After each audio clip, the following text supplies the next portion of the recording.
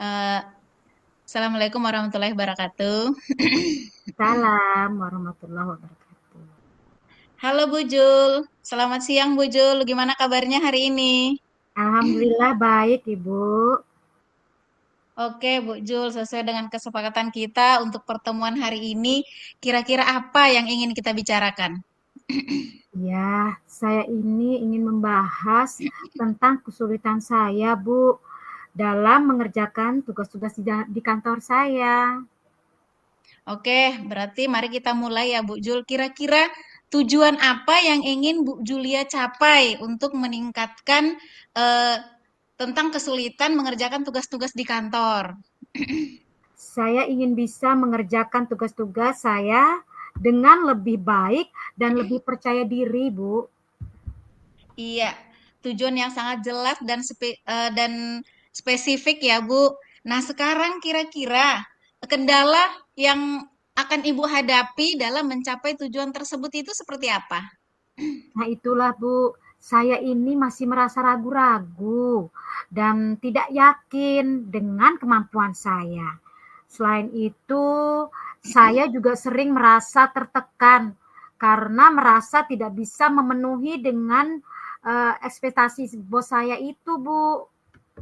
Oke, Bu Jul, berarti kendalanya ada dua ya, Bu Jul. Yang Iya, pertama Bu. yaitu di sini Bu Jul merasa ragu-ragu dan kurang percaya diri. Terus yang kedua, Bu Jul merasa tertekan terhadap ekspektasi bosnya.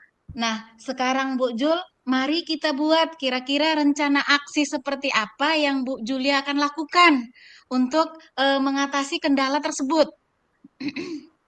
Untuk mengatasi keraguan dan ketidakyakinan saya akan mencari informasi dan belajar lebih banyak tentang tugas-tugas saya. Selain itu, saya juga akan meminta bantuan kepada rekan kerja yang lebih berpengalaman untuk mengatasi rasa tertekan. Saya juga akan mencoba fokus pada hal-hal yang bisa saya kendalikan dan tidak terlalu memikirkan ekspektasi orang lain. Mungkin begitu, Bu. Rencana aksinya sudah sangat bagus, Bu Jul. Nah, sekarang kita berbicara tentang tanggung jawab. Kira-kira siapa yang ikut bertanggung jawab dalam keberhasilan rencana aksi ini? Saya sendiri sih, Bu, yang bertanggung jawab atas keberhasilan rencana aksi ini. Iya, baiklah. Berarti semuanya sudah jelas ya, Bu Jul, di sini. Nah, sekarang kira-kira seperti apa nih untuk mengatasi hambatan-hambatan yang terjadi pada saat menjalankan rencana aksi tersebut? Iya, jika saya merasa ragu-ragu, eh, saya akan mencoba untuk mengingat informasi dan pengetahuan yang saya miliki. Jika saya merasa tertekan, saya akan mencoba untuk mengambil jeda sejenak untuk menenangkan diri. Mungkin seperti itu, Bu. Itu rencana yang sangat bagus, Bu Jul. Itu sudah keren banget. Saya yakin Bu Julia bisa mencapai tujuannya. Saya yakin banget itu. Oh, terima kasih, Bu Nisra. Sama-sama, Bu Jul.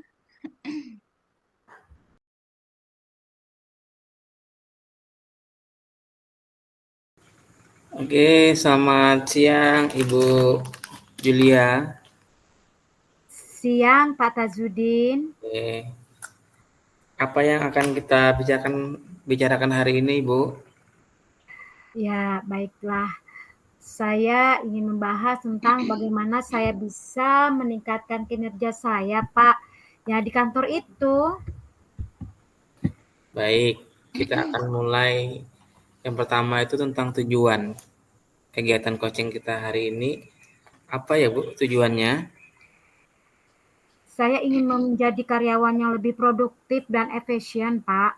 Saya juga ingin memberikan kontribusi yang lebih besar bagi instansi. Bagus, Bu. Itu tujuan yang baik dan sudah sangat spesifik. Sekarang kita coba identifikasi, Bu. Tentunya dalam hal ini ada kendala-kendala dalam menghadapi tujuan tersebut. Ya, saya merasa sulit untuk fokus dan konsentrasi gitu, Pak, saat bekerja. Dan selain itu, saya juga sering merasa bosan dan tidak termotivasi. Oh, jadi ada 2 kendala, Bu, ya. Tadi yang kurang konsentrasi, kemudian juga kadang bosan, Bu, ya, dengan hal tersebut. Nah, untuk mengatasi hal ini, kita perlu membuat rencana aksi. Nah, kira-kira bagaimana rencana aksi yang akan Ibu lakukan? Ya, untuk mengatasi sulitnya fokus dan konsentrasi, saya akan mencoba untuk bekerja di tempat yang tenang dan nyaman. Selain itu, saya juga akan mencoba untuk membuat jadwal kerja yang realistis dan tidak terlalu padat untuk mengatasi rasa bosan dan tidak termotivasi.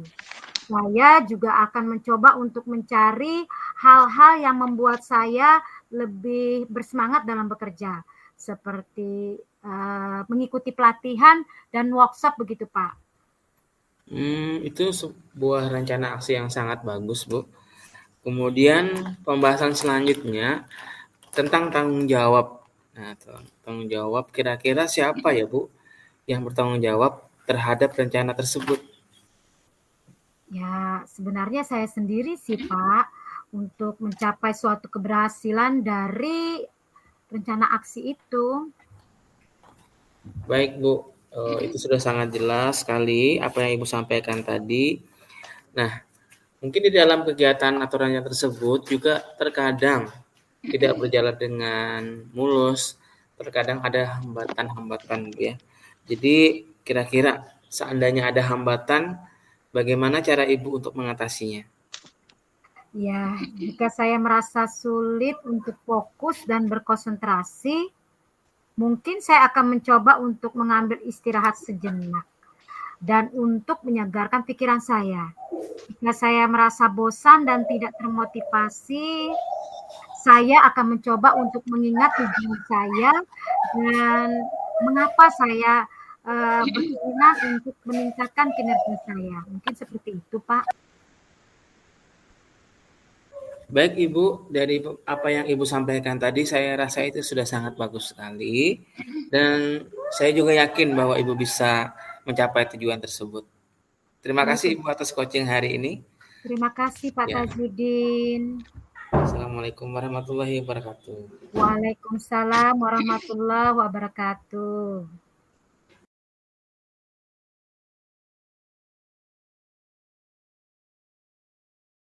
Assalamualaikum warahmatullahi wabarakatuh. Selamat sore Pak Tajudin. Waalaikumsalam, selamat sore, Ibu.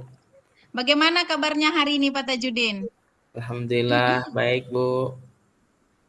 Oke, Pak Tajudin, sesuai dengan yang sudah kita jadwalkan untuk pertemuan kita hari ini, apa yang akan kita bicarakan untuk hari ini, Pak Tajudin?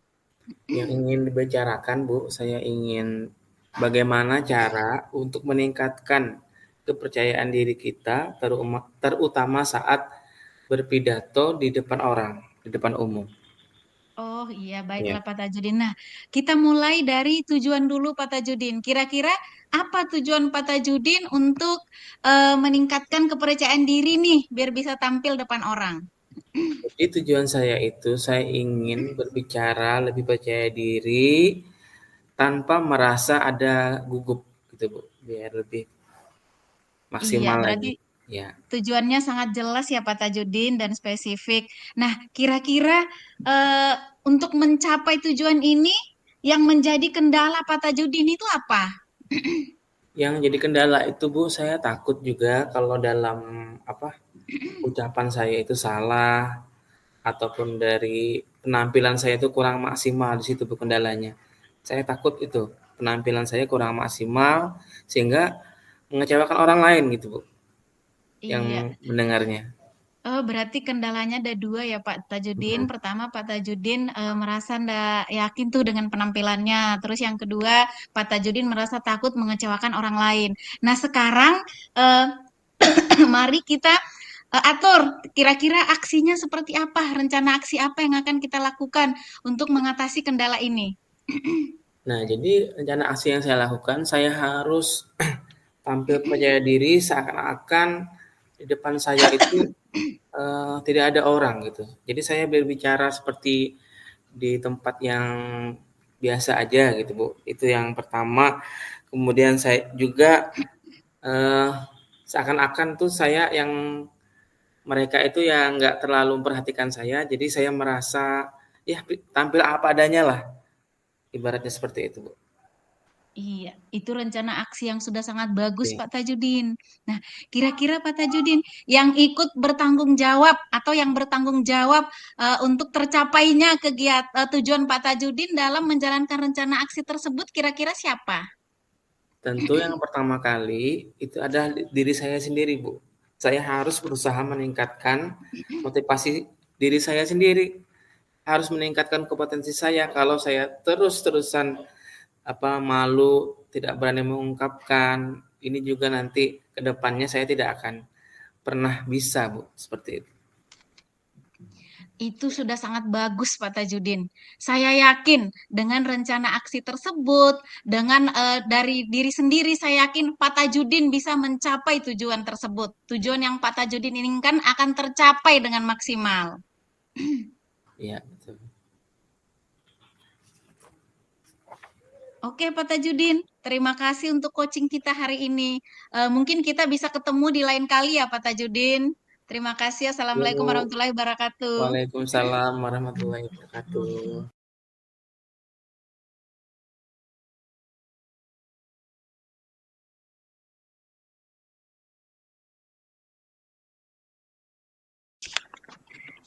Selamat siang Bu Nisra. Apa yang ingin kita bicarakan hari ini? Selamat siang, Bu Jul. Gini, Bu Jul, saya akan membicarakan tentang keinginan saya untuk mengajak teman-teman berkolaborasi dalam meningkatkan SDM di tempat kerja saya. Oh, baiklah. Kalau begitu, mari kita mulai dengan tujuan. Kira-kira apa yang ingin Ibu capai dalam hal peningkatan SDM, terutama dalam pembelajaran di lingkungan sekolah Ibu? Tujuan saya yaitu saya pingin, Bu Jul, dari 1 sampai 100% rekan sejawat saya di sekolah, saya bisa mencapai 80% rekan sejawat untuk bisa menerapkan pendidikan yang menyenangkan yang berpusat pada murid. Wow, itu bagus. Dan tujuan Ibu itu sangat jelas dan spesifik. Nah, sekarang mari kita identifikasi kendala yang Ibu hadapi dalam mencapai tujuan. Kendala saya itu yang pertama nih, saya mengalami kesulitan di dalam mengajak kolaborasi. Ada beberapa rekan sejawat, terutama mereka yang sudah senior. Terus yang kendala yang kedua tuh saya nggak yakin apakah saya konsisten untuk melakukan perubahan tersebut untuk meningkatkan SDM teman-teman di lingkungan bekerja saya. Baiklah, itu ada 2 kendala yang perlu kita atasi. Nah, sekarang mari kita buat rencana aksi untuk mengatasi kendala tersebut. Baik, yang pertama yaitu pada saat saya kesulitan untuk mengajak teman-teman, terutama yang rekan-rekan yang sudah merasa senior, yang sudah berada pada zona nyaman, saya mungkin akan minta bantuan kepada kepala sekolah selaku pemimpin yang mengambil kebijakan penuh di sekolah untuk ikut merangkul atau mengajak rekan-rekan tersebut agar hatinya tergerak untuk bisa diajak secara kolaborasi. Terus yang kedua, pada saat saya agak menurun nih semangatnya, saya akan selalu konsisten dengan tujuan awal saya. Jadi saya akan selalu berusaha semangat sehingga saya bisa menjadi contoh yang baik untuk teman-teman saya. Wow, itu rencana aksi sangat bagus. Nah, sekarang mari kita bahas tentang tanggung jawab. Kira-kira siapa yang bertanggung jawab atas keberhasilan dari rencana aksi Ibu? Yang bertanggung jawab itu selain diri saya sendiri, terus kepala sekolah selaku pemimpin, mungkin semua teman-teman, rekan sejawat, dan semua warga sekolah ikut bertanggung jawab, Bu. Karena di sini yang dibutuhkan yaitu kolaborasi, di mana kerjasama terhubung antara satu dengan yang lain untuk mewujudkan tujuan saya tersebut. Wow, itu sudah jelas ya. Dan mari kita bahas tentang hambatan yang mungkin akan muncul. Bagaimana caranya Bu Nisra mengatasi hambatan tersebut? Hambatan-hambatan yang muncul kemungkinan yang pertama yaitu adanya teman-teman yang merasa sudah nyaman dengan zonanya sekarang. Nah, di sini saya akan berusaha kolaborasi dengan kepala sekolah dan wakakurikulum untuk melakukan kegiatan yang menarik minat teman-teman tersebut agar ikut aktif dalam kegiatan tersebut.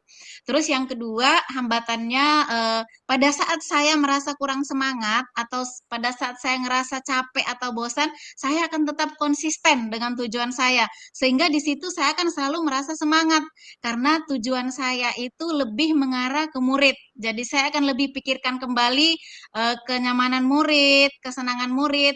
Nah, itu yang akan uh, menjadi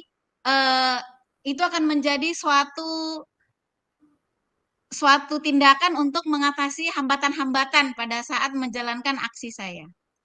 Wow, itu rencana yang bagus, Bu. Dan saya yakin Ibu akan bisa mencapai tujuan Ibu. Terima kasih Bu Jul. Saya setelah berbicara dengan Bu Jul, saya lebih yakin kalau saya bisa mencapai tujuan tersebut. Sekali lagi terima kasih banyak Bu Jul. Wow, keren Bu Nis. Oke.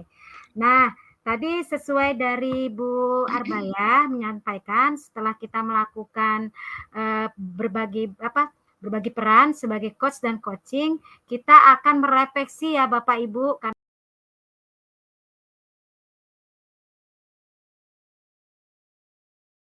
Jadi setelah kegiatan coaching tadi, saya mencoba merefleksikan.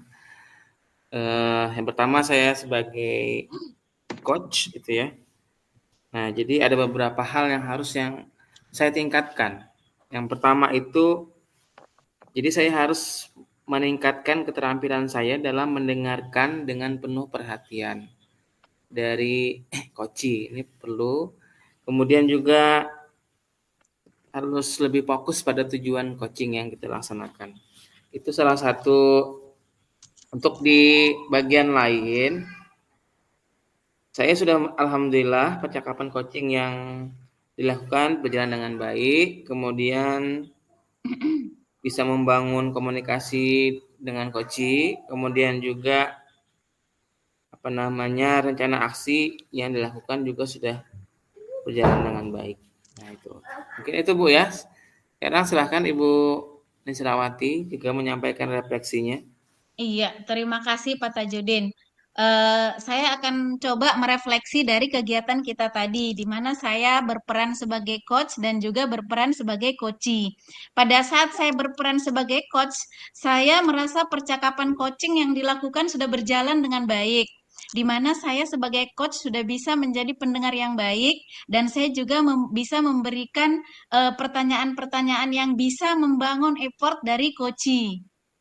Terus saya dapat membuat coachee menjadi yakin dengan rencana aksi yang akan dilakukannya, dan saya dapat meyakinkan coachee bahwa dia dapat mencapai tujuan dari percakapan awal dari coaching tadi.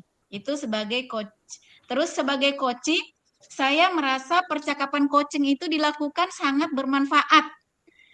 Karena sebagai coachee di sini saya jadi lebih semangat, lebih termotivasi, dan lebih yakin untuk mencapai tujuan yang awalnya saya ragu, saya kurang percaya, saya kurang semangat. Setelah melakukan coaching, saya sebagai coachee merasa jadi semangat saya terbangun, keyakinan saya jadi kuat bahwa saya bisa mencapai tujuan yang saya inginkan. Mungkin itu saja refleksi dari saya. Selanjutnya silakan Bu Julia. Terima kasih Pak Tajudin dan juga Bu Nisra. Pada kesempatan kali ini saya akan mencoba merefleksi diri pada praktik kita tadi, di mana di sini ada beberapa pertanyaan dari refleksi diri tersebut. Yang pertama, apa yang sudah berjalan dengan baik selama percakapan? Menurut saya, secara umum, saya merasa bahwa percakapan coaching yang saya lakukan berjalan dengan baik. Saya dapat membantu coach untuk memahami tujuan, mengidentifikasi kendala yang dihadapi, membuat rencana aksi, dan bertanggung jawab atas keberhasilan rencana aksi tersebut. Dan berikut adalah beberapa hal yang menurut saya telah berjalan dengan baik, yaitu saya mampu membangun rapport yang baik dengan coach, saya mampu mendengarkan dengan penuh perhatian dan memahami perspektif coach. Kemudian saya mampu mengajukan pertanyaan yang efektif untuk membantu coach untuk mengeksplorasi diri dan menemukan solusi sendiri. Kemudian saya juga mampu memberikan umpan balik yang membangun dan mendorong coach untuk berkembang. Kemudian apa yang masih perlu diperbaiki atau ditingkatkan? Ya, pada praktik kita tadi, meskipun percakapan coaching yang saya lakukan berjalan dengan baik, saya masih ada hal yang perlu saya perbaiki atau yang perlu saya tingkatkan. Seperti saya perlu lebih fokus terhadap tujuan yang saya ingin dicapai oleh coach. Kemudian saya perlu juga lebih sabar dan tidak terlalu cepat memberikan solusi. Kemudian saya juga perlu lebih kreatif dalam mengajukan pertanyaan. Selanjutnya, saya juga perlu lebih konsisten dalam memberikan umpan balik. Pertanyaan yang selanjutnya di dalam refleksi diri yaitu, apa yang Bapak Ibu lakukan untuk tetap dalam kondisi friends atau kehadiran penuh sebelum dan saat melakukan coaching? Ya. Refleksi saya yaitu sebelum melakukan coaching, saya melakukan beberapa hal untuk mempersiapkan diri, yaitu melakukan riset tentang coaching dan tujuan coaching, kemudian melakukan latihan mental untuk fokus dan menghadirkan diri. Nah, saat melakukan coaching, saya juga berusaha untuk tetap fokus pada coaching dan apa yang mereka katakan. Saya juga tetap berusaha untuk tidak menghakimi atau memberikan pendapat pribadi. Nah, pertanyaan yang selanjutnya, apa yang akan Bapak Ibu lakukan untuk memperbaiki atau meningkatkannya?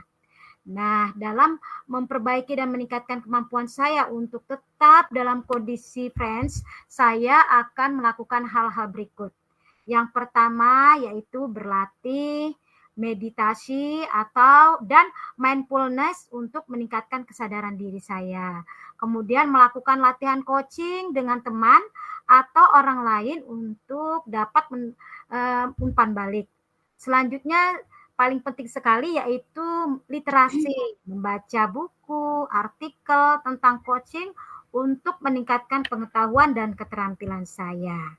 Nah, selanjutnya pertanyaan terakhir dari rangkaian refleksi diri yaitu tuliskan hasil refleksi Anda. Nah, kesimpulan dari semuanya yaitu secara keseluruhan, saya merasa percakapan coaching yang setelah saya lakukan berjalan dengan baik, namun saya masih perlu meningkatkan beberapa keterampilan saya. Seperti mengajukan pertanyaan terbuka, mendengarkan dengan penuh perhatian, dan fokus pada tujuan coaching. Nah, untuk meningkatkan keterampilan saya dalam mengajukan pertanyaan mereka, terbuka maksud saya akan berlatih mengajukan pertanyaan terbuka secara rutin. Saya juga akan meminta umpan balik dari coach tentang keterampilan mendengar saya. Selain itu, saya juga akan menetapkan tujuan coaching yang jelas sebelum memulai percakapan. Saya yakin bahwa dengan terus berlatih dan belajar, maka saya akan menjadi seorang coach yang lebih efektif dan membantu coach untuk mencapai tujuan mereka.